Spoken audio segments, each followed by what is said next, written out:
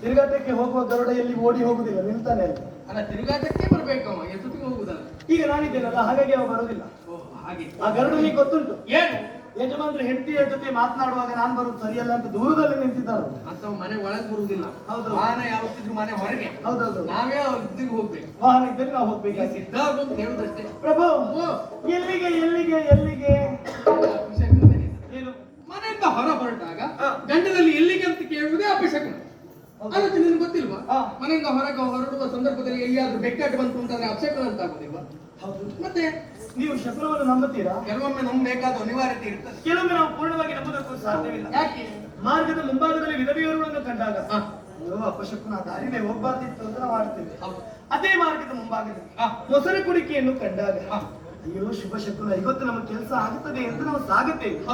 ಯೋಚನೆ ಮಾಡಿ, ಏನು ಈ ವಿಧವೆ ಮೊಸರು ಕುಡಿಕೆಯನ್ನು ಹೊತ್ತು ತಂದಳು ಅಂತಾದ್ರೆ ವಿಧವೆಯನ್ನು ನೋಡಿ ಅಪಶಕುನ ಅಂತ ಹೇಳುದ, ಮೊಸರು ಕುಡಿಕೆ ನೋಡಿ ಶುಭ ಶಕುನ ಅಂತ ಹೇಳುದ? ಅವೆಲ್ಲ ಕೆಲಸ ಕಾರ್ಯ ಮುಗಿದ ಮೇಲೆ ಅದ್ರ ಪರಿಣಾಮ ನೋಡ್ಕೊಂಡು ಹೇಳುದು ಹೇಗಾಗ್ತದೆ. ಬುದ್ಧಿವಂತನೇ ಮಟ್ಟಿಗೆ.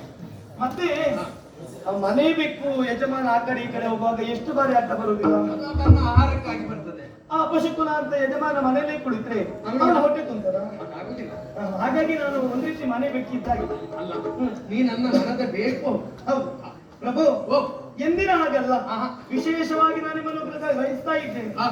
ನನ್ನನ್ನು ನೋಡ್ತೀರಾ, ನನ್ನಲ್ಲಿ ಮಾತನಾಡ್ತೀರಾ. ಮುಖ ನೋಡಿದ್ರೆ ಹಾಗಲ್ಲ, ಯಾವುದೋ ಒಂದು ಕಾರ್ಯವನ್ನು ಮಾಡಿ ಮುಗಿಸಬೇಕೆನ್ನುವಂತ ಉತ್ಸಾಹ. ನಾನು ತಿಳಿದುಕೊಂಡದ್ದು ಹೀಗೆ. ಏನು? ಎಲ್ಲಿಯೋ ತಿರುಗಾಟಕ್ಕೆ ಹೊರಟಿದ್ದೀರಾ?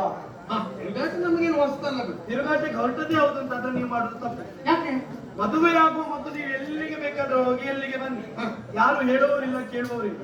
ಆದ್ರೆ ಮದುವೆ ಆದ್ಮೇಲೆ ಆಗ ನಿಮ್ಮನ್ನೇ ನಂಬಿಕೊಂಡ ಹೆಂಡತಿ ಮನೆಯಲ್ಲಿ ಇರ್ತಾನೆ ಅಂತ ಜ್ಞಾಪಕ ಉಂಟಾ? ಹೋಗುವಾಗ ಜೊತೆಯಾಗಿ ಹೋಗ್ಬೇಕು, ಹೆಂಡತಿ ಕರ್ಕೊಂಡೆ ತಿರುಗಾಟ ಮಾಡ್ಬೇಕು. ಮದುವೆ ಆಗುವ ಮೊದಲಾಗಿ ಅವ ಗಂಡು, ಮದುವೆ ಆದ್ಮೇಲೆ ಗಂಡ. ಗಂಡ ಹಾಗಾಗಿ ಹೆಂಡತಿ ಗಂಡನ ಆಗಿರ್ಬೇಕು. ಹಾಗಲ್ಲ, ಹೆಂಡತಿ ಕರ್ಕೊಂಡು ಹೋಗ್ಬೇಕು. ಹೆಂಡತಿ ಮನಸ್ಸಿಗೆ ನೋವು ಮಾಡಬಾರ್ದು. ಎಲ್ಲ ತಿರುಗಾಟಕ್ಕೆ ಹೆಂಡತಿ ಕರ್ಕೊಂಡು ಹೋಗ್ಲಿಕ್ಕೆ ಆಗುದಿಲ್ಲ, ಉಪದ್ರ. ಹೌದೌದೌದು. ನಿಮಗೆ ಮನಸ್ಸು ಯಾಕೆ ಹೇಳು? ನಾವು ನಮ್ಮ ಕೆಲಸ ಕಾರ್ಯದಲ್ಲಿ ಇರ್ತೇವೆ, ಅವ್ರ ಪಾಡಿ ಅವ್ರು ಹುಮ್ಮು ಕುತ್ಕೊಳ್ಬೇಕು. ಅದಕ್ಕಾಗಿ ಎಲ್ಲ ಕಡೆ ಕರ್ಕೊಂಡು ಹೋಗುವಾಗಿಲ್ಲ. ಇಲ್ವಾ? ಗೊತ್ತಾಯ್ತು. ಹೋದ್ಮೇಲೆ ಒತ್ತಿನಲ್ಲೇ ಇರ್ಬೇಕು. ಕೆಲವೊಮ್ಮೆ ಹೆಂಡತಿ ಕರ್ಕೊಂಡು ಹೋದ್ರು ನಿಮಗೆ ಮನ ಬಂದ ಹಾಗೆ ವ್ಯವಹರಿಸ್ಲಿಕ್ಕೆ ಆಗುದಿಲ್ಲ. ಪಕ್ಕದಲ್ಲಿ ಹೆಂಡತಿ ಇರ್ತಾಳೆ ಅನ್ನೋ ಭಯ ಇರ್ತದೆ. ಕೆಲವೊಮ್ಮೆ ಹೆಚ್ಚಿನದೆಲ್ಲ ಹಾಗೆ. ಸತ್ಯ ನೋಡಿ ಪ್ರಭು.